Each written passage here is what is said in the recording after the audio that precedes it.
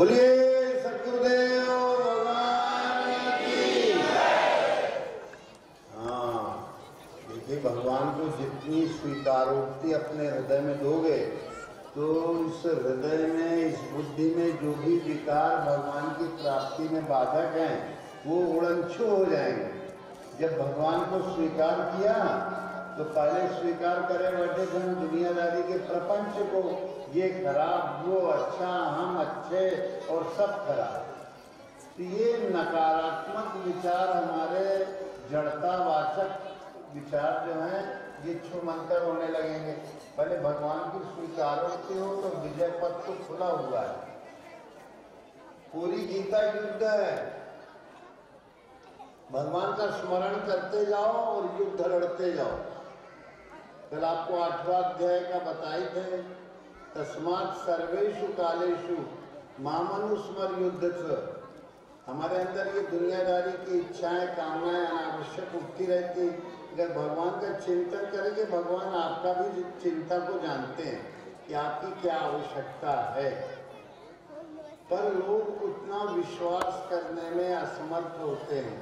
असमर्थ होने के कारण लोग लगाते हैं जल्दी जल्दी, पूरा जल्दी होगा, पर पहले विश्वास तो करो, इच्छा तो करो भगवान की चिंतन की, भगवान के नाम जप। अगर किसी से कहा जाए भगवान का नाम जपो तो कहते हैं अरे हम खूब जपते हैं। कहीं कैसे जपते हो? एक लुटिया पानी लेते हैं महाराज, सुबह नहा लेते हैं और ढार या उसमें फलाने देते। ये भजन का एक शुरुआती ढंग है, भजन तो नहीं है, क्योंकि मन भागता रहेगा, पानी ढारते रहोगे जीवन में। आपका जो है भक्ति रूपी जल जो है भगवान के ऊपर चढ़े। भगवान के ऊपर भक्ति रूपी जल कैसे चढ़ेगा? नाम जप के द्वारा, ध्यान के द्वारा, सेवा, सुमरण, समर्पण जो अभी आ चुका।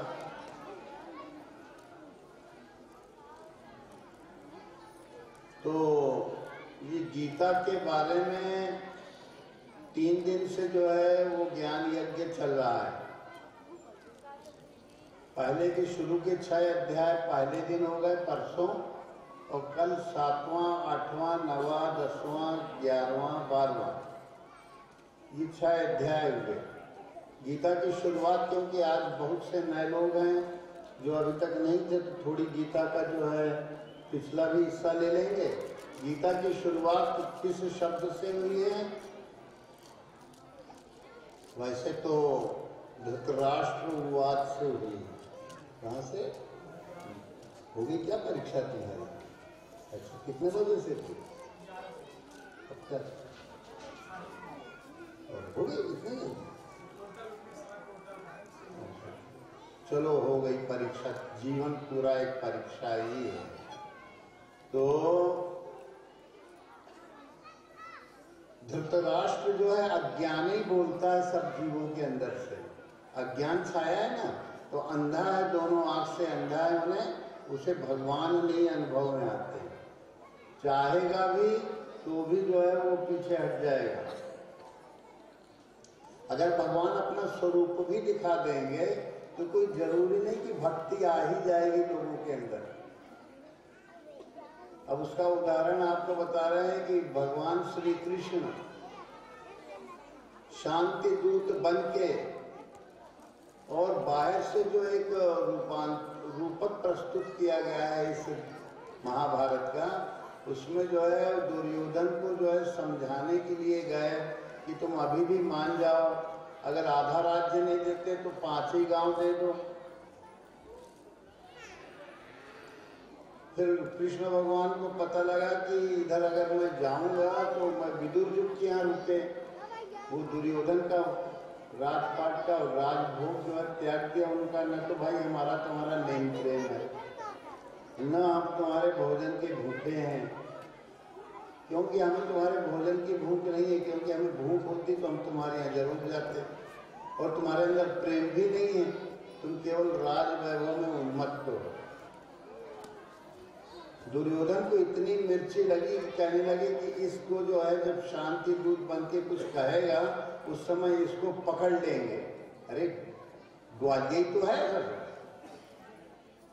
चरवाहों के बीच में चरता रहा है कि क्या जाने, इसको जो है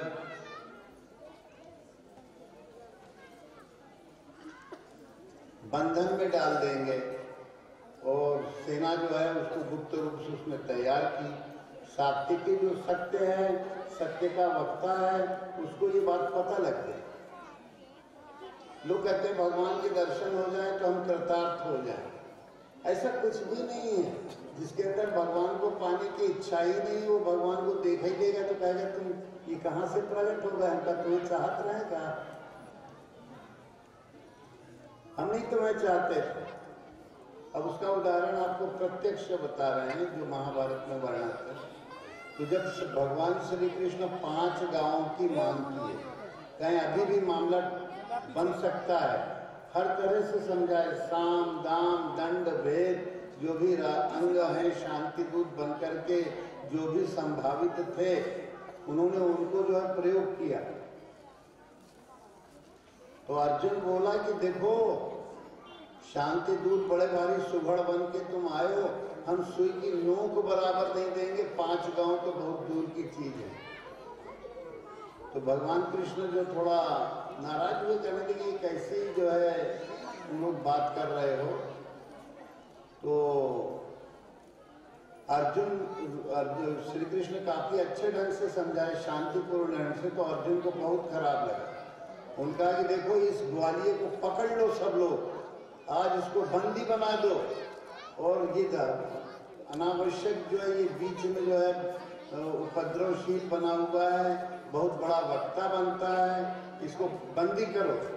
तो जैसे बंदी बनाने के लिए इनके आदमी बढ़े तो एकदम जो है वहाँ भगवान ने अपना चमकता हुआ दिव्य विराट रूप दिखाया। वो रूप जो है भीष्म को दिखा कुछ, और जो धर्म प्राण लोग थे उनको दिखा कुछ, थोड़ा सा धृतराष्ट्र को दिखा, तो उसको रूप तो नहीं दिख रहा था, चकाचौंध के मारे उसकी अंधरा की आंखें जो है वो अंदर ही अंदर फूटी जा रही। वो दुर्योधन वगैरह को ऐसा लगा कि कुछ चमक रहा है, कुछ है, कहीं कहीं ये जो है ये बड़ा मायावी है, कुछ भी कर सकता है। उसका कोई सकारात्मक प्रभाव नहीं पड़ा। कोई सोचे कि अगर भगवान प्रत्यक्ष हो जाएंगे तो भक्ति जाग जाएगी, ऐसा कुछ नहीं है। एक लोगों की भावना है कि अगर भगवान एक बार दिख जाएं तो हम बिल्कुल समर्पित हो जाएं, पर अगर उसके बाद अंदर से अगर उनकी पाने की इच्छा होगी, अगर तुम्हारा जो है भूमिका अगर तैयार नहीं होगी और भगवान प्रकट भी हो जाएंगे तो दुर्योधन जैसा हाल होगा। दुर्योधन कहता है पकड़ लो इनको, फिर जब नहीं पकड़ पाता और देखता है तो श्री कृष्ण कहते हैं मैं ये चला और देखो मुझे कौन बंदी बनाता है, मैं देखना चाहता हूँ कि इसमें क्षमता है जो मुझे बंदी बना ले।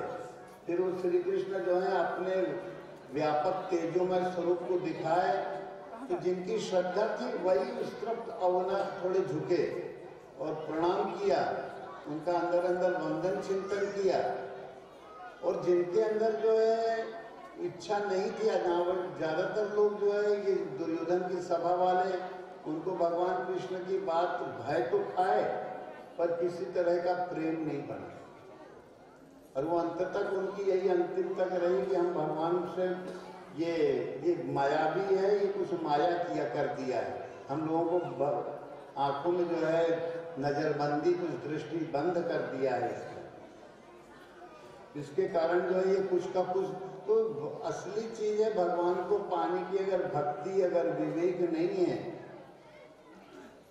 तो अगर भगवान प्रत्यक्ष अपना कोई स्वरूप प्रकट कर लें तो भगवान उसी के अंदर प्रकट होते हैं जिसके अंदर प्रेम होता है। और अगर कहीं अपना वो प्रकाश कर ही दें तो जो दुराचारी, दुर्मद और अभिमानी है वो कभी प्रत्यक्ष होने पर भी उनके लिए परोक्ष ही रहेगा, उनको दिखेगा नहीं कुछ। हाँ कहेंगे कुछ माया हुई है। तो जो उसमें कुछ धर्म प्राण लोग थे, कुछ थोड़े थे, पूरे तो नहीं, तो द्रोणाचार्य हैं, कृपाचार्य हैं, भीष्म हैं, कुछ धृतराष्ट्र को भी थोड़ी थोड़ी झलक पड़ गई थी, लग रहा था कि कुछ है मैंने वो, पर फिर भी उसकी जिद यही कि लड़का तो हमारा ही है भाई, हम इसी की तरफ से रहेंगे, हमारे लड़के को जो है क्या बनाना चाहिए, पूरा अखंड राष्ट्र का राजा सम्राट रहना चाहिए उसको। तो सब कुछ होने पर भी शांतिदूत की जो इच्छा थी, सम्राट थे जो है धृतराष्ट्र मोह का या अज्ञान रूपी धृतराष्ट्र सबके अंदर बैठा हुआ है। अब वो भगवान को अगर देख भी लेगा तो कहेगा हाँ हाँ प्रकट तो हुए थे, पर उनको पाने की हमारे पास कोई जगह नहीं है। लोग चिल्लाते जरूर हैं कि अगर भगवान दिख जाए तो हम बिल्कुल जो है कुछ नहीं होगा, क्योंकि भगवान को पान दिख भी जाएंगे तो मामला जहाँ का तहाँ ही रहेगा, क्योंकि आपके हृदय में मानस में पृष्ठभूमि नहीं बनी है उसकी। ये तो लोग भ्रम से कहते हैं, और प्रत्यक्ष उदाहरण एक नहीं ऐसे कई हैं, जैसे सिर्फ भगवान श्री कृष्ण वाला है, ऐसे और भी हैं हमें जानकारी में।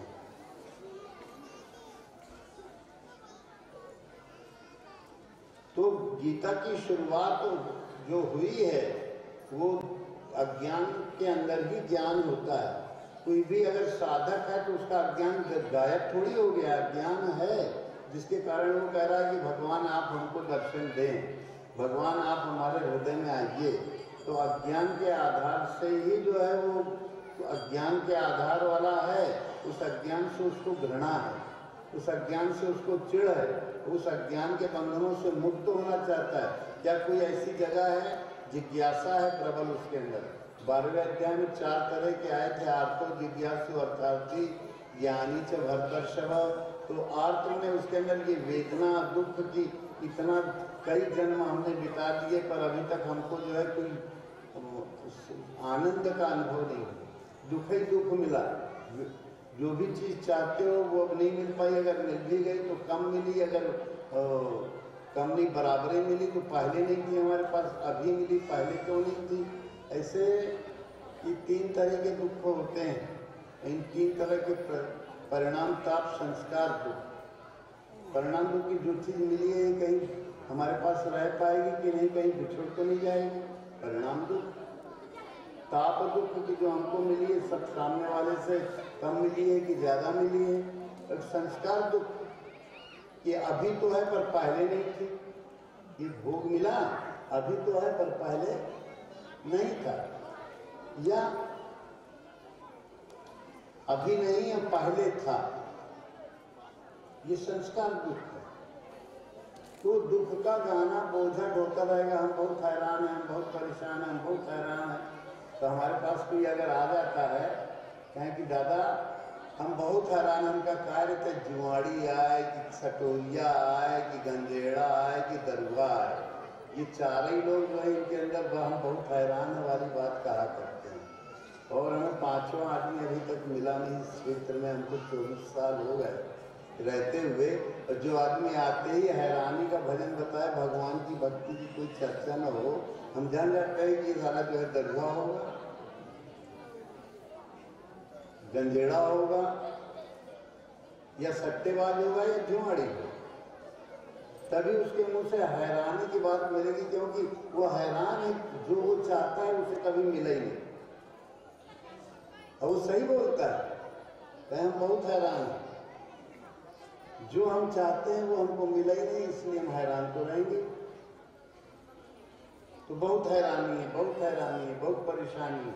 और परेशानी इच्छा जब भगवान को पाने की नहीं है और ये जड़ पदार्थों को जड़ बुद्धि से जड़ मार्ग से पाने की इच्छा कर रहे हो, तो वही होगा जो हो रहा है। इस गीता की शुरुआत धर्म शब्द से ही हुई। धर्म क्षेत्र में कुरुक्षेत्र में धर्म क्षेत्र, कुरुक्षेत्र समवेता युयुत्सव मामका पांडवाश्चैव किम कुर्वत। धर्म क्षेत्र में कुरुक्षेत्र में दोनों जो है मेरे और पांडवों के पुत्र, मेरे पुत्र मैंने धृतराष्ट्र के, कुरु और पांडवों के पुत्र, ये दोनों इकट्ठा होके युद्ध के लिए उत्सुक। ये क्या कर रहे हैं बताओ तो। संजय बाद में वैसे बता देगा, प्रश्न किया था उसने कि ये युद्ध में क्या कर रहे हैं, कौन जीत रहा है, कौन हार रहा है, ये सुनना धृतराष्ट्र चाहता है। अज्ञान का धृतराष्ट्र तो गीता के आखिर में निर्णय यही दिया जाता है 18वें अध्याय में कि यत्र योगेश्वर, जहाँ भगवान श्री कृष्ण है और जहाँ अर्जुन है वहीं पर विजय है, और दूसरी किसी की विजय होना नहीं। तुम्हारे लड़के की विजय किसी हालत में नहीं होगी। जहाँ अनुभव रूपी ज्ञानी गुरु श्री कृष्ण है और उनकी ज्ञान को अर्जन करने वाला अर्जुन है। अर्जन माने उसको कमाई करने वाला। तो सबको अर्जन करना चाहिए, कमाई करना चाहिए। नाम की कमाई सबको करना चाहिए, ज्ञान की कमाई सबको करना चाहिए, ध्यान की कमाई सबको। अगर ये कमाई नहीं करोगे तो खाली हाथ रह जाओगे। दिनम यातम व्यर्थम गुरु चरणों ध्यान रहितम प्रयाणे पाथेयम किमिह भविता चिंतय मन। अब ये पूरा दिन बीता जा रहा है और इसके लिए जो है दिनम यातम व्यर्थम, अभी तक कोई हमने कमाई नहीं की, नाम जप नहीं किया, ध्यान नहीं किया, गुरु का ज्ञान जो है नहीं पकड़ा। कि जो कुछ भी है, जो कुछ भी देख रहे हो आंखों कानों से, नाक से, इंद्रियों से, ये सब जो है माया रूप है, झूठा है पर सच जैसा लगता है। जैसे अभी उदाहरण कल परसों भी बताए थे कि टीवी देखते हो, मोबाइल देखते हो, सिनेमा देखते हो, तो इसमें चित्र सब तुम्हें चलते हुए लगते हैं, ये मन का भ्रम होता है। ये 1 सेकंड में 120 बार से ज़्यादा उन चित्रों को चलाया जाता है तो चित्र सारे सब चलते हुए लगते हैं। लगता है हाँ ये आया, ये गया, ये हुआ, ये हुआ। अगर कहीं पिक्सल पड़ जाए तो लगता है एक चित्र भी जो है वो कई चीज़ों के मेल से बना हुआ है। इस जगत में जो वास्तविकता है वो दिखती नहीं। नकली सूरत सामने आवे और असली सूरत छिपी रही। जो असली सूरत है भगवान की मूरत है, अमूर्त है। अब हृदय में अगर वो मूर्त रूप में प्रयास, इच्छा करते करते और प्रयास करते जाओ, इच्छा करते जाओ और उसके लिए अभ्यासशील रहो, तो ऐसा कौन है जिसके अंदर वो धर्म क्षेत्र नहीं तैयार हो जाए। पर कुरुक्षेत्र का मतलब अपने अहंकार के लिए, जो अहंकार को बचाने के लिए जो केवल कर्तव्यवान है, वो दुर्योधन का क्षेत्र है। और वो अहंकार के कारण कहता है ये मायावी की माया से मैं दूर रहूंगा। ये मायावी कुछ नहीं जानता, ये अपनी माया को फैलाकर और हम लोगों के ऊपर दृष्टिबंध आंखों में पर्दा डाल देता है। हम इसकी बात पे कभी नहीं आएंगे। अब सत्य भी बताना, साँच कहे जग मारा न रावे, झूठ कहे पति आवे। तो दुर्योधन जैसे जो बहुत बड़ा उसका 11 श्रोणी का विस्तार है, तो झूठ कहे, अब झूठ कहो तो लोग कहेंगे हाँ, साँच कहे जग मारा न धावे। कह रही ये क्या बता रहे हैं भाई? मारने का मतलब उसकी बात को काटना। ये धर्म क्षेत्र सबके अंदर भगवान को अगर धरोगे तो फिर भगवान तुम्हारी रक्षा करेंगे। धर्मो रक्षति रक्षित, धर्म की रक्षा आप करिए। धर्म की रक्षा कैसे करेंगे? साधन, चरित्र, सेवा, सुमिरन और समर्पण के द्वारा। पूरा दिन फालतू जा रहा है और कमाई कर नहीं पाए, अर्जन कर नहीं पाए। अर्जुन वो है जो कमाई करता है, नाम की, ध्यान की, ज्ञान की। आप तीन में से कौन सी कमाई करना चाहते हैं? अब नाम की कमाई कैसे की जाए? क्यों रे माई हर तुम्हें अभी चौरा करे को मिला है का खुल के? अरे बाद में कह दी हो रे, अभी भंडारा होगा, खाए दियो, मस्क दियो, मुँह चलावत रहे हैं। तो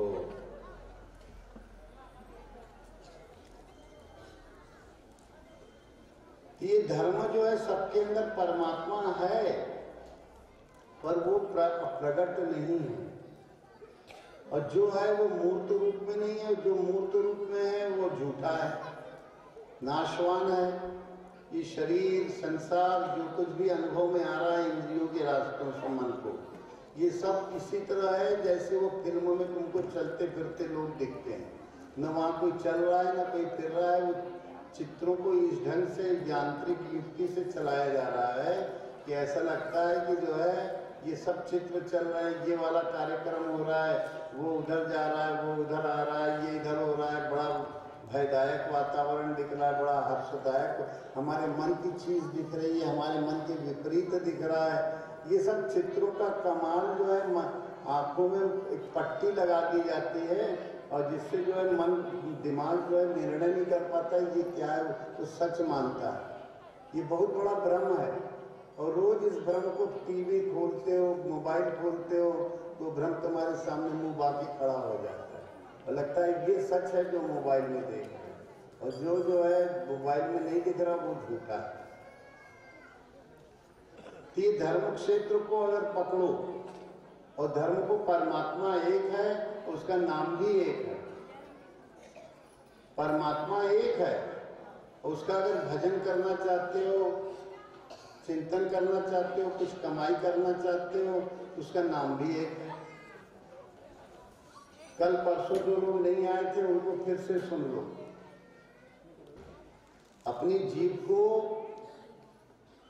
ये जीभ की जड़ से दांत के नीचे वाले दांत की जड़ तक एक धागा आया हुआ है, एक नस है, तो अपनी जीभ को जो है नीचे वाले दांत की जड़ में वो नस गई है जीभ की जड़ से, वहां अपनी जीभ की नोक लगा दो, दांत के ऊपर दांत जमा दो, होंठ के ऊपर होंठ लगा दो।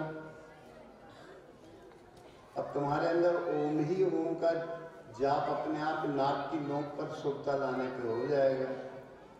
करके देख लो सब लोग।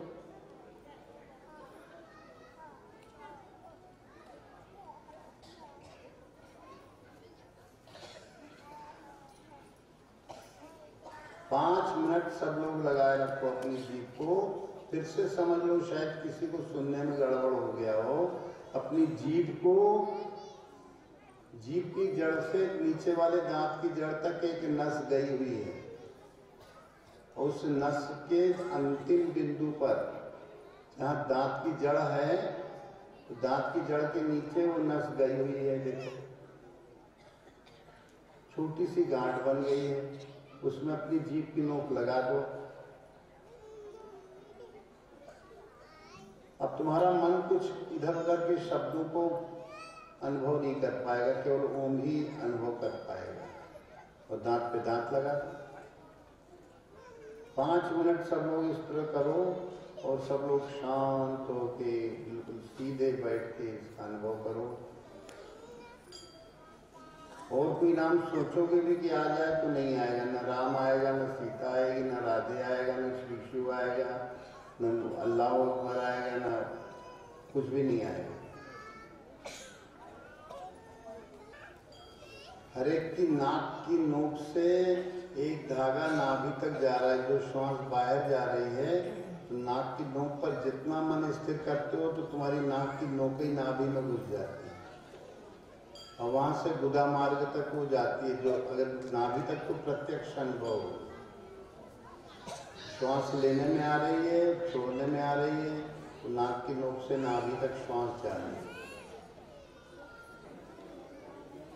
जीभ दृढ़ता पूर्वक लगाइए, ओम ही सुनने में आएगा, तो नाक की नोक पर जमे रहो।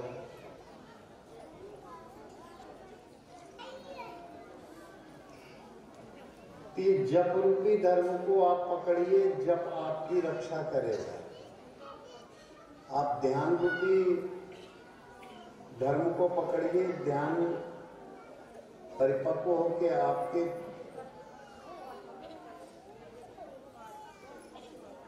आपकी रक्षा करे, आपके साधन पथ की। आपको नाम पकड़ लेना है, अभ्यास करना है और निरंतर करना है। तो ये धर्म क्षेत्र है, दूसरी तरफ दुर्योधन वाला कुरुक्षेत्र है, जिसको अपने कर्मों का अभिमान है। हम ऐसा कर देंगे, भगवान को भी बंदी, ऐसे कोई महापुरुष होंगे उनको भी हम बंदी बना लेंगे। अब बंदी कोई अंदर से नहीं, अब दोनों तो बंदी बना रहे हैं। अर्जुन भी भगवान को अपना रथी बना रहा है, रथ चलाने वाला बना रहा है, मैंने बंदी तो है, एक प्रेम से बंदी बना रहा है और एक प्रयास कर रहा है कि हम भगवान को ऐसे ही पकड़ लेंगे।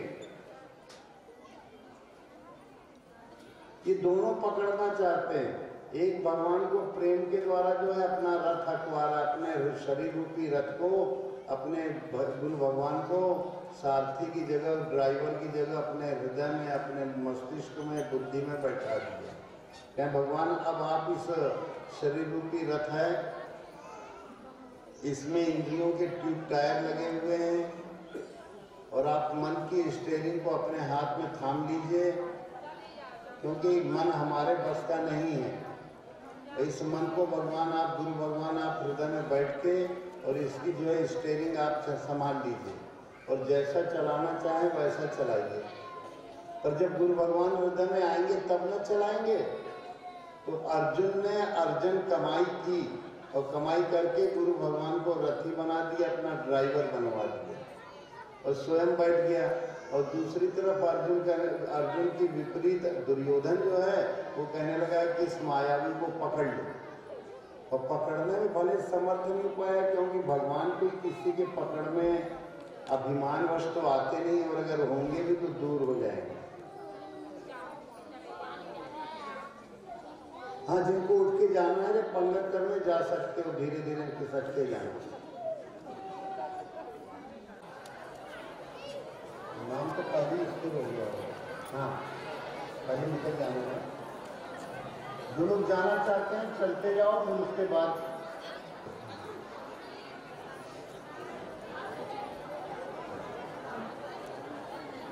जो रहेंगे ज़्यादा अच्छा रहेगा। अधिक से अधिक क्षेत्र है, ऐसे शरीर को जो जानता है वो क्षेत्रज्ञ है। इदम शरीरम कौन्तेय क्षेत्रम इति, इदम शरीरम कौन्तेय क्षेत्र अभिधीयते। ये खेत कहलाता है। ये वो भूमि है जहाँ पर जो दौड़ना है, चाहे स्थूल शरीर हो, चाहे सूक्ष्म शरीर हो, चाहे कारण शरीर हो। अज्ञान कारण शरीर है, मन अंतःकरण सूक्ष्म शरीर है, इस शरीर का ढांचा और जो कुछ देख रहे हो ये स्थूल शरीर है। इदम शरीरम कौन्तेय क्षेत्रम इत्यभिधीयते एतद्यो वेत्ति तं प्राहुः क्षेत्रज्ञ इति तद्विद। उसको तुम क्षेत्रज्ञ, जो इसको जानता है, क्षेत्रज्ञ इति तद्विद, उसको जानो तुम क्षेत्रज्ञ।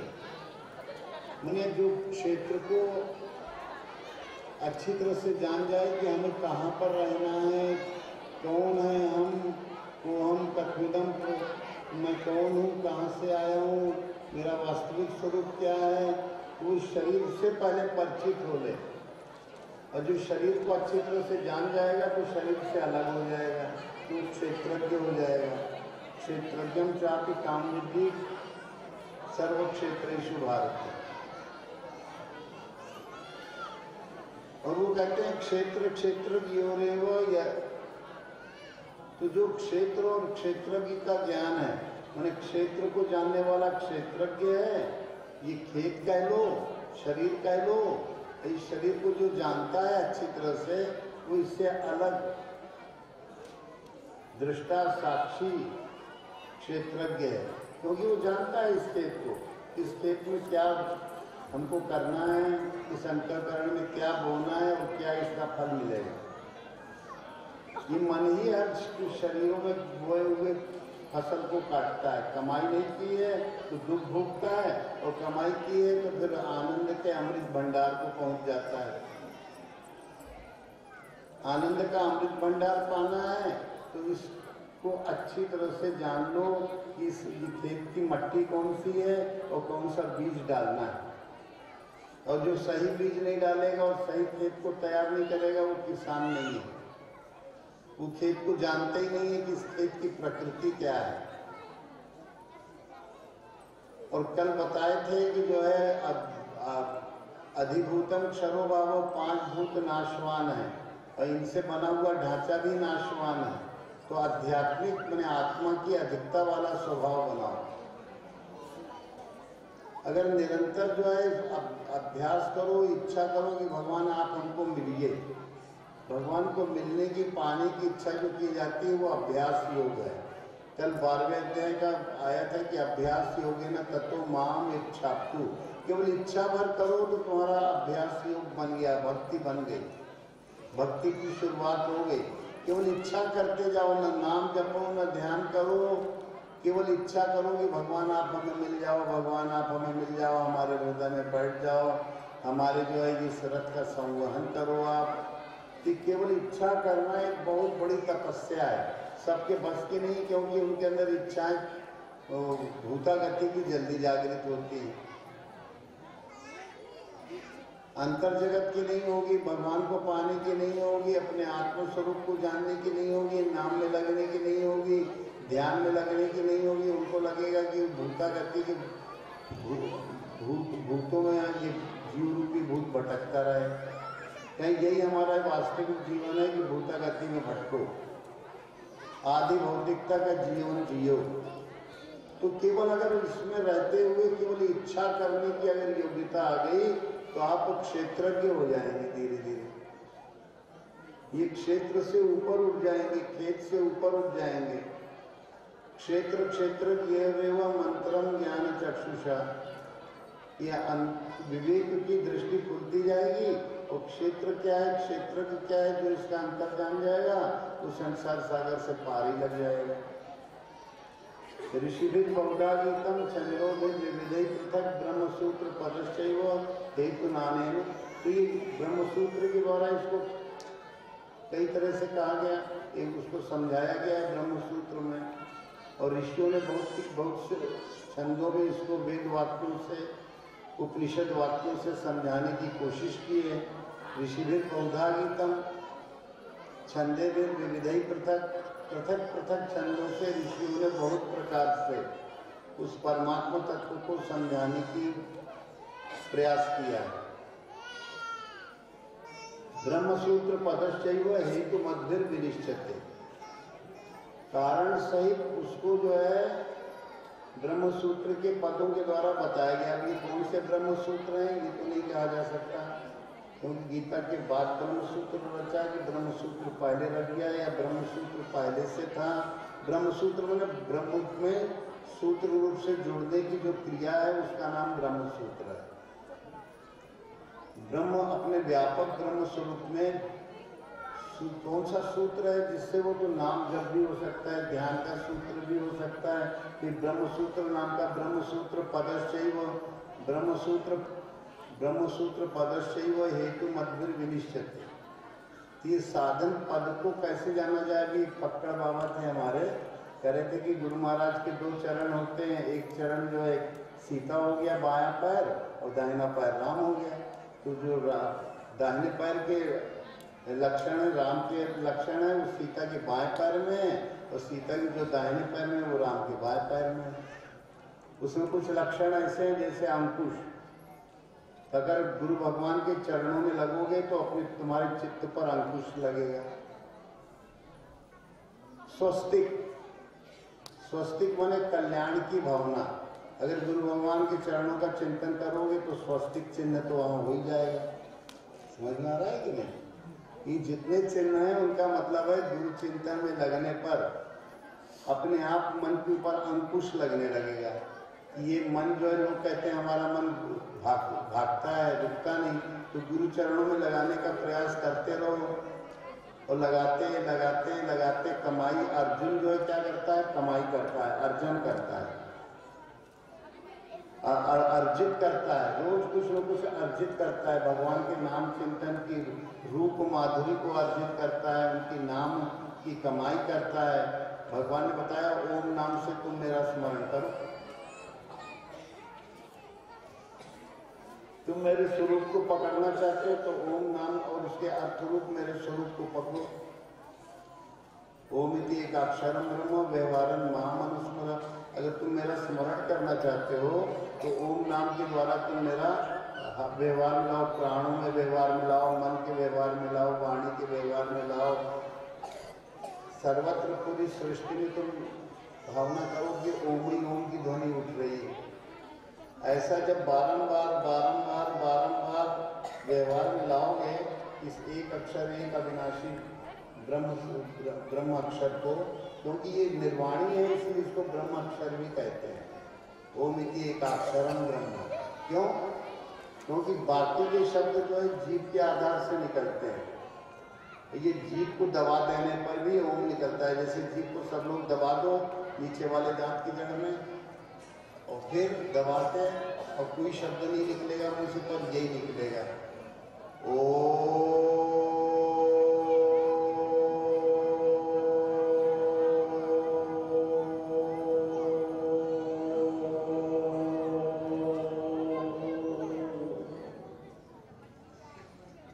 शब्द जीभ लगाने के बाद नहीं अगर निकल रहा हो तो बताओ भाई, तो किसी का निकल रहा हो। जीभ लगा दोगे ना नीचे दांत की जड़ में तो कोई दूसरा शब्द निकलेगा ही नहीं, केवल ओम मात्र निकलेगा। इसलिए इसको निर्वाणी शब्द ब्रह्म शब्द भी कहते हैं। ओम इति एकाक्षरम ब्रह्म, इसको ब्रह्म का ही परिचायक निर्वाण माने मोक्ष।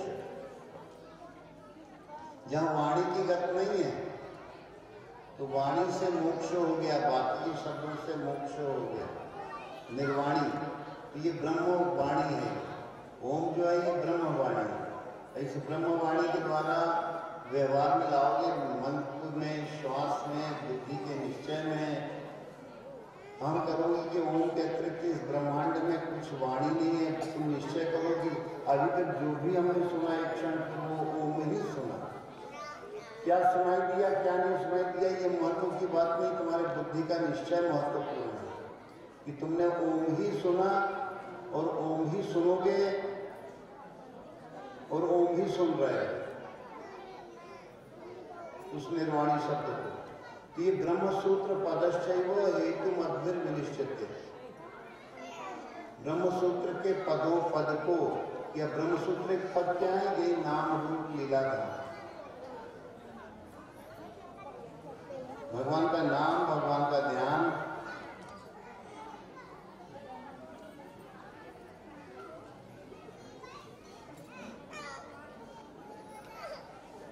फिर उन्होंने इसमें बताया कि इस क्षेत्रज्ञ को अगर अनुभव करना चाहते हो कि क्षेत्र को जानने वाले, इस शरीर को जानने वाले स्थूल सूक्ष्म कारण की शरीर बताया। अज्ञान के कारण ये शरीर, अज्ञान जो है कारण शरीर, और जब तक अज्ञान रहता है तब तक उसको ज्ञान में डालने के लिए कल गीता के 8वें अध्याय में आया था कि गुरु महाराज कहते हैं कि अधियज्ञम हमें मात्र देह धातु की जो देह है उसमें मैं यज्ञ की अधिकता के रूप में रहता हूँ। जो साधना चिंतन की धारा में प्रवाहित होता है उसके अंदर में यज्ञ की अधिकता हूँ। यज्ञ क्या है? जप। जिसके अंदर जप चालू होता है तो जप की अधिकता और पूरे देवताओं को उनकी क्रियाएं दे दी तो जो बचा सारा तो भगवान ही बचे। कल बताया था आपने।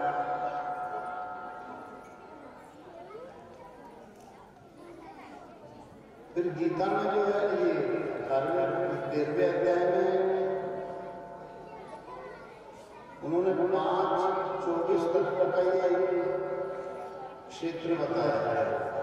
महाभूतान्यहंकारो बुद्धिर अव्यक्तमेव च इंद्रियाणि दशैकं च पंचचेन्द्रिय गोचर तत्क्षेत्र यच्च यादृक्ष यद्विकारी यतश्च सचयो यत्प्रभावश्च तत्समासेन में स्मृति। उनका जो तत्क्षेत्र यच्च यादृक्ष वो जैसा है, जैसा देखने में आता है। तत्क्षेत्र यच्च जितना है, जैसा है, जैसा देखने में आता है। तत्क्षेत्र यच्च यादृक्ष यद विकार, उसके कौन से विकार हैं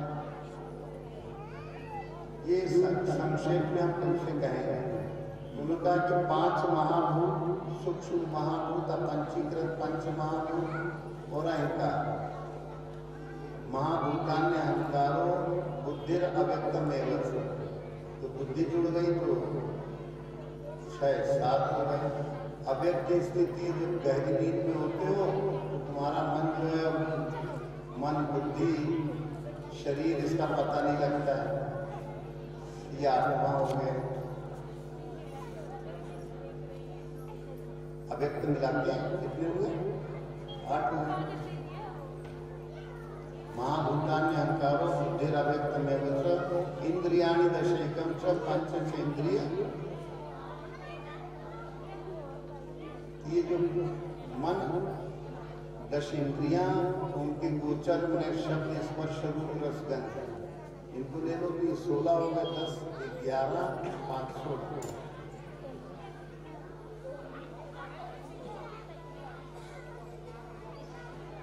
16 तत्वों को 16 और 8 24। तो प्रकृति विकृति जो मूल तत्व है वो प्रकृति, उसके आगे वाला विकृति है, फिर वो स्वयं प्रकृति है और बाकी का आगे वाला विकृति विकार को प्राप्त है। ये अष्टधा मूल प्रकृति और ये विकृति के रूप में जो है उसको अष्टधा मूल प्रकृति कह दिए। तो ये जो बाकी के हैं 16 इनको विकृति कह दिए। क्षण क्षण में मन में जो है इंद्रियों के जो दृश्य समूह है, गोचर समूह है, गोचर भूमि है, उसका चिंतन चलता रहता है। और क्षेत्रज्ञ को अगर पाना है तो उसके लिए साधना करना पड़ेगी, ज्ञान का साधन। और ज्ञान इतना ही है कि क्षेत्र और क्षेत्रज्ञ का अंतर जान जाओ। ये शरीर क्षेत्र है, मन क्षेत्र है और इसके अंदर का ज्ञान क्षेत्र है। और इसको अच्छी तरह से जान जाओ। जानने वाला कौन होता है? जागृत अवस्था जब तक चलती है, इस जागृत अवस्था के गुणधर्मों को अच्छी तरह से जो जागृत होकर जानता है विवेक पूर्वक, स्वप्नावस्था को जो जानता है, सुषुप्ति अवस्था को जो जानता है, वो क्षेत्रज्ञ है। जो कहता है कि मैं सुषुप्ति अच्छी नींद आज सोया, तो सुषुप्ति का भी दृष्टा है, स्वप्न का भी दृष्टा है और जागृत अवस्था का भी दृष्टा है। वो एक अहम है शुद्ध, जो कहता है कि मैं जो ही जागृत अवस्था जब तक जागा तब तक का पूरा व्यवहार का मैं जानकार हूँ, दृष्टा हूँ, साक्षी हूँ। जो स्वप्न देखने में आया, स्वप्न को देखने वाला जागृत अवस्था में रूपांतरित हो जाता है। स्वप्न दृष्टा अलग है और जागृत वाला अलग है। अगर वैसे कहो तो अगर कहीं स्वप्न देखने वाला और जागृत वाला एक ही हो तो उसका पाप उसको लग जाएगा, उसका पुण्य उसको लग जाएगा। पर ऐसा होता नहीं, देखा जाता है। कोई अगर दुखी हो, अरे कहीं सपना है, इसको खाए अपना मान रहा है।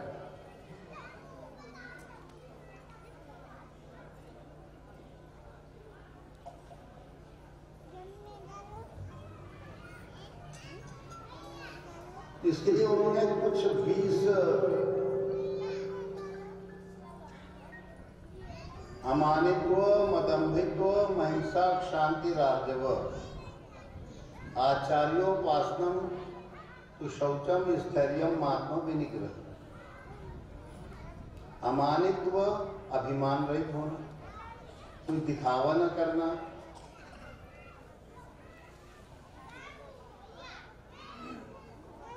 तो अमानित्व, मदम्भित्व, महिंसा। अहिंसा हिंसा कब होती है? जब 1 से 2 हो, जब दूसरा कोई हो ही ना तो अहिंसा हो जाएगी। लोग सोचते हैं अहिंसा कोई मुर्गा मुर्गी, बुकरा बुकरी, अरे कहने लगी शरीर तो नाशवान है भाई, ये तो मर ही जाएगा, न मारोगे तो मर जाएगा। तो अहिंसा वास्तविक महापुरुषों की दृष्टि में कौन सी होती है? जब कोई दूसरा रहे ही ना, केवल उनका आत्मस्वरूप मात्र हो, तो वो अहिंसा है। हिंसा करने के लिए कोई दूसरा बचा ही नहीं। ध्यान में जब गहराई में प्रवेश करते हो तो तुम्हारे आत्म स्वरूप के अतिरिक्त, गुरु स्वरूप के अतिरिक्त कुछ दूसरा नहीं होता है। अगर सही ध्यान अगर तुम्हारा बैठ रहा है, कोई दूसरा है ही नहीं। अहिंसा तो क्या? अमानित्व, मदम्भित्व, महिंसा, शांति, आर्जवम, सरलता, क्षमा,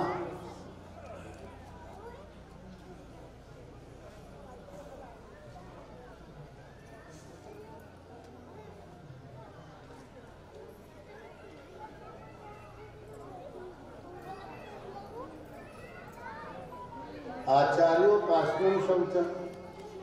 इसके बाद कहते हैं आचार्य गुरु महाराज की उपासना करने की विधि। आचार्योपासनम शौचम, गुरु महाराज की जितनी उपासना करोगे पवित्रता अपने आप आएगी। आचार्योपासनम शौचम, स्थैर्यम, स्थिरता भी आएगी। आचार्य का जितना ध्यान करोगे, जिनसे अपने को ध्यान साधना का आचरण मिलना है, वो आचार्य कहलाते हैं, परमाचार्य। गुरु महाराज जो है वो ब्रह्म आचरण की शिक्षा देते हैं, ब्रह्म चिंतन की उसको प्रशिक्षण देते हैं, तो आचार्य। एक कर्म कांड के आचार्य, एक उपासना कांड के आचार्य, ज्ञान कांड के आचार्य, तो आचरण दे वो आचार्य। तो आचार्य का उपासन, आचार्य की पूजा, अपने गुरु महाराज की पूजा में वो आचरण देने वाले जो श्रेष्ठ सद्गुरु हैं, उनकी पूजन में लग गया तो शुद्धि आ गई, मन शुद्ध होने लगा। आचार्योपासनम शौचम, स्थिरता आ गई, आत्मविनिग्रह, मन इंद्रियों के ऊपर उसका अधिकार होने लगा। इंद्रियार्थेषु वैराग्य अनहंकार एवं च। इंद्रियार्थेषु वैराग्य, जो इंद्रियों के द्वारा अनुभव में आता है उसमें वैराग्य, उसमें ना अच्छा लग रहा है ना खराब लग रहा है, विरक्ति आ गई, अनासक्ति आ गई। इंद्रियार्थेषु वैराग्य, वैराग्य माने राग, चिपकाव।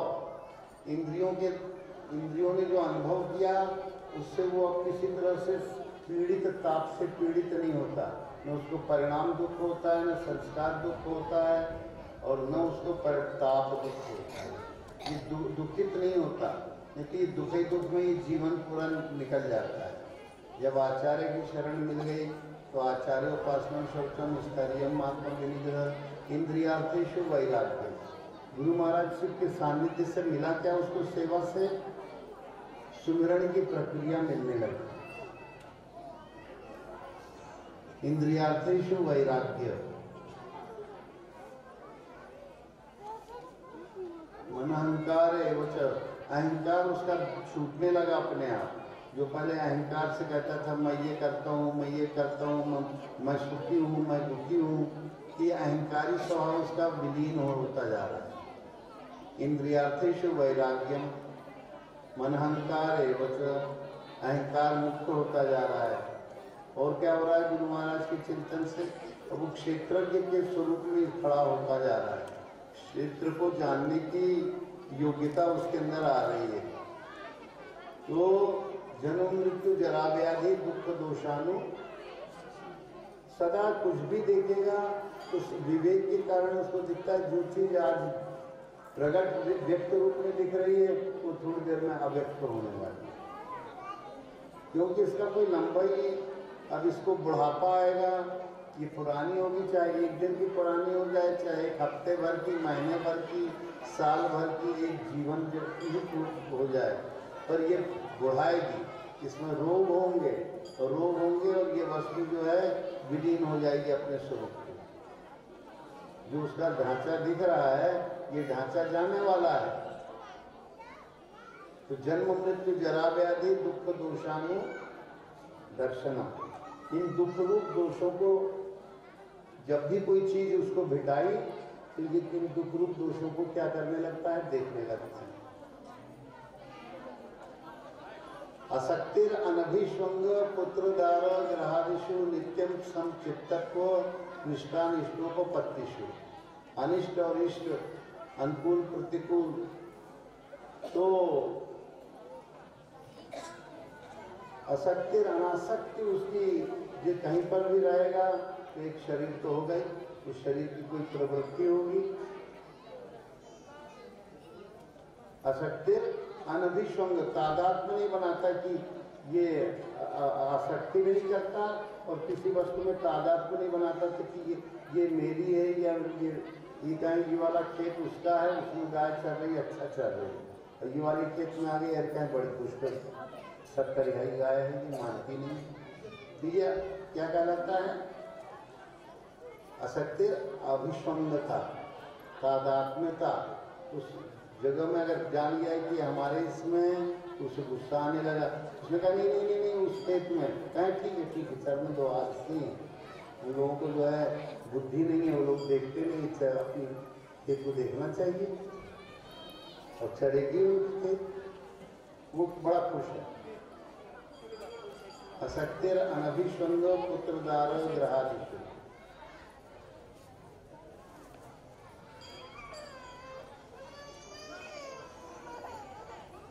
फिर आगे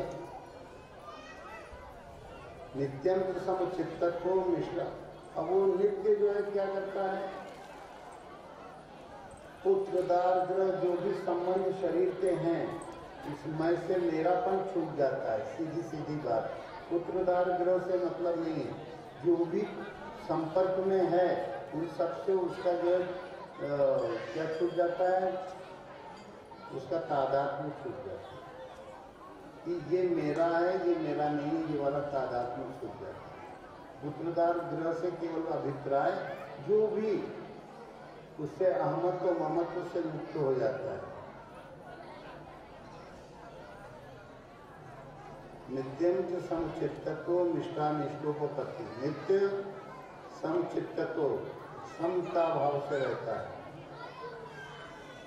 उन्हें केवल अपने गुरु स्वरूप को ही सर्वत्र जब देखेगा तो समता आएगी, नहीं तो बाहर से आंख खोल के देखोगे तो विषमता आएगी। क्या गुरु भगवान आप ही सब में समाहित हो। आज ही सुबह जो है वो उधर धूना घर में बैठे थे तो पूजन वूजन के कार्यक्रम, तो ऐसा लगने लगा इधर गुरु महाराज जो है पूजन क्यों कर रहे हैं इधर का। तो जो पूजन कर रहा तो उसमें गुरु महाराज दिखने लग गए। तो हम कहने लगे ये क्या हो रहा है। हम बोलने फिर याद है कि यहाँ भी तो गुरु महाराज है, अपने आप ही वो आए कि इधर भी गुरु स्वरूप और इधर भी गुरु स्वरूप। नित्यम च समचित्तत्व, सदा वो अपने समचित्त समाहित बुद्धि में रहता है, में सर्वत्र उसको अपने गुरु स्वरूप की अनुभूति होती रहती है। वो चित्त पकता जाता है, चित्त के पकने से उसको सर्वत्र अपने आचार्य का जो है उपासन, आचार्य की पूजा में उसका चित्त लगा ही रहता है। तो चित्त पूजा में लगा होने के कारण उसको गुरु महाराज का आचरण मिलता रहता है।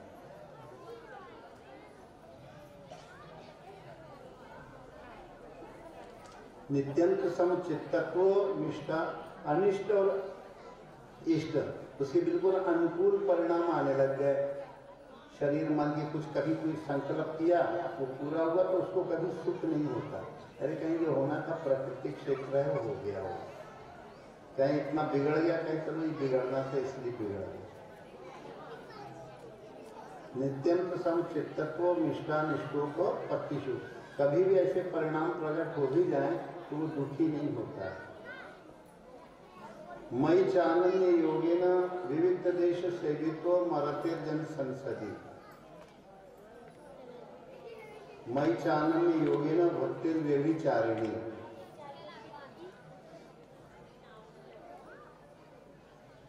तो विवेकित देश का, विवेकित देश कौन है, आचार्य का जो चिंतन करते करते मन स्थिर होने लगा तो समर्पित, अब समर्पण की विधि वो बताएगा कि इष्ट अनिष्ट दोनों परिणामों में वो समत्व वाला हो गया। तो क्या हो गया, सेवा सुमिरन और समर्पण, समर्पण की विधि को प्राप्त होने लगा। सेवा आचार्य की, आचार्य का उपासन किया, जैसा वो चाहते हैं वैसा रह रहा है उनके सानिध्य में। कि आचार्य का क्या हो गया, उपासन। आचार्य उपासना तो पवित्रता आई। तो कहते हैं कि जो है विविध देश सेवित्व मरतिर जन संसदी, जन सभाओं में उसकी आसक्ति नहीं रहती। चाहे एक आदमी रह जाए चाहे 1000 आदमी हो जाए, उसके लिए तो एक ही है। बहुत भीड़ लग जाए चाहे कोई ना हो, वो अपने ही स्वरूप में मगन रहता है। अरतिर जन संसदी, जनता की संसद, जनता की सभा में उसका कोई रुचि नहीं रहती। भीड़ लग जाए तो भी वो अपने एक ही से परिचय करेगा और बिल्कुल कोई न रहे तो भी उसी से परिचय करना है उसको। तो विवेकित देश का, विविध देश क्या है, विवेक के द्वारा उसने नित्य शुद्ध अपने आत्म स्वरूप गुरु स्वरूप को पकड़ा है, गुरु भगवान को पकड़ा है। तो विविध देश का सेवन करेगा वो, विविध देश सेवित्व। और जो विविध देश से भिन्न जो जन समुदाय मिलेगा, जनसभाएं मिलेंगी, जन संसद मिलेगी, उसके इससे वो कभी वो नहीं होगा कि हमारे साथ हमारे पीछे इतना आदमी है। सब में वही तो है जो एक उदाहरण बता रहे थे, मुझसे निकल ही गया अनुभव वो कि ऐसा लग रहा है उनका ये गुरु भगवान का पूजा कर रहे हैं, गुरु भगवान क्यों आ रहे हैं, आंखें बंद रहती है तो थोड़ा ऐसा हम क्या आंखें थोड़ी खुली हम करेंगे क्या, फिर बोलते बोलते ये हो कि इधर भी वही है, जो करने वाला है जो करवाने वाला है वो एक ही है, दूसरा नहीं।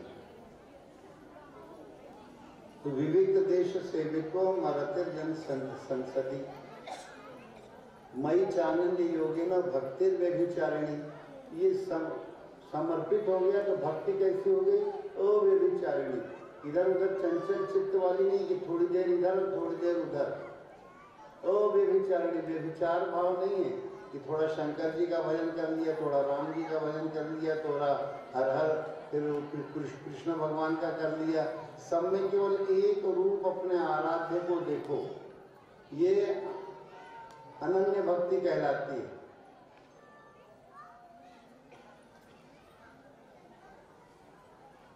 मई चानन्य, गुरु भगवान कहते हैं मई च अनन्य योगेन, कोई अन्य नहीं होना चाहिए। मतलब जो अभी कह रहे थे ना अहिंसा के संबंध में, कि अहिंसा तो तब होती है जब तुम्हारे अंदर कोई हिंसन करने के लिए द्वितीय भाव है ही नहीं, अद्वितीय एक परमात्मा तत्व है। जब द्वितीय है नहीं तो हिंसा कहां से होगी? हिंसा लड़ाई झगड़ा तब होता है जब कोई दूसरा हो।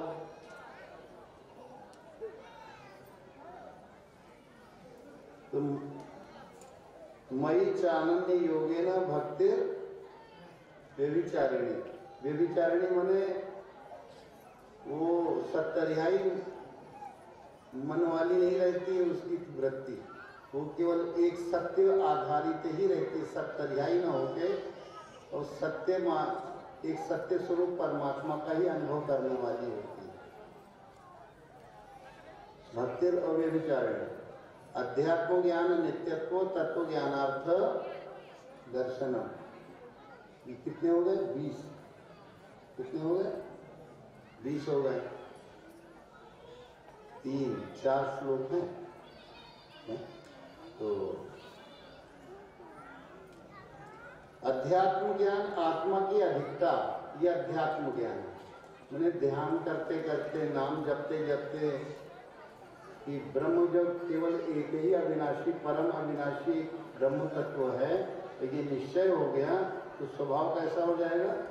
अध्यात्म स्वभाव, अध्यात्म उच्चते, स्वभाव आत्मा की अधिकता वाला हो जाएगा। पहले कैसा था? आधिभौतिक भूतागति की अधिकता वाला था, तो वो जो है बदल जाएगा। गुरु भगवान ही जो है यज्ञ की अधिकता का स्वरूप बन करके खड़े हो जाएंगे।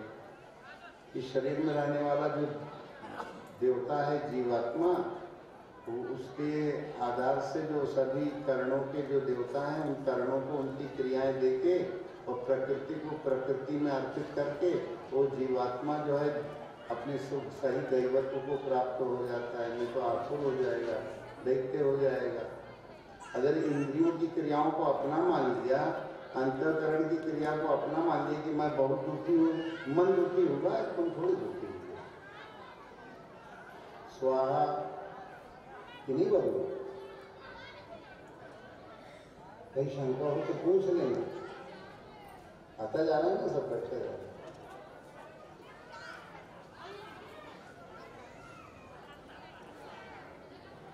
तो कहें कि ये जो है ये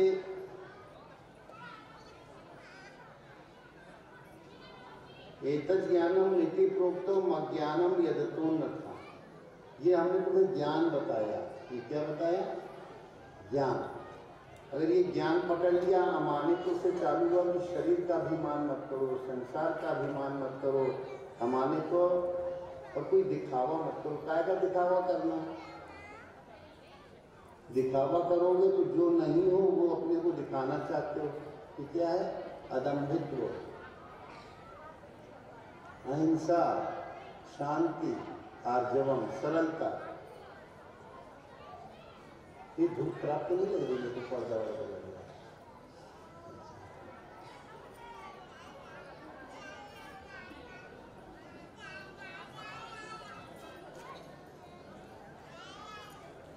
ये एक ज्ञानम इति प्रोक्त मज्ञानम यदतो न था। ज्ञान जो है और जो कुछ है वो अज्ञान है। और इतना अगर कोई अच्छी तरह से अपने अंदर, इसमें क्या हो गई, सेवा भी हो गई, सुमरण भी हो गया, और तो अध्यात्म ज्ञान, आत्मा की अधिकता का ज्ञान मैंने पूरी तरह से तो कोई भी होगा, ऋषि मुनि ज्ञानी पूर्ण भगवानी होगा, तो कुछ न कुछ शरीर तो थोड़ा बहुत दोनों में दुनिया होगी। और 14 आने में 14 भोग की अधिपति दुअन्नी को रखना पड़ेगा। इसीलिए कहते हैं अध्यात्म में आत्मा की अधिकता का ज्ञान प्रबलता से होगा। अध्यात्म ज्ञान नित्यत्व, सदा आत्मा की अधिकता का ज्ञान होगा। और तत्व ज्ञानार्थ दर्शनम, तत्व ज्ञान का अर्थ उसके अंदर प्रतिफलित हो कि गुणा गुणेषु वर्तन्ते इति मत्वा न सज्जते। तत्वविद्दु महाबाहो, तो तत्वविद जो होता है वो जानता है अच्छी तरह से कि गुण गुणों में वर्त रहे हैं, इंद्रियां इंद्रियों में वर्त रही हैं। जो खाना पीना, उठना बैठना, सोना जागना, हगना मूठना, ये जो क्रियाएं हो रही है ये मेरी नहीं है। इंद्रियां इंद्रियों के अर्थ में वर्त रही है। जो भी पूरा दिन भर जागने से लेकर सोने तक की जो क्रियाएं हैं ये मेरी नहीं है, ये शरीर की हैं, अंतःकरण की हैं। नैवं किंचित करोमीति, मैं कुछ नहीं करता हूँ, मेरे स्वरूप में ये कुछ नहीं होता। ये पकी हुई अवस्था का काम।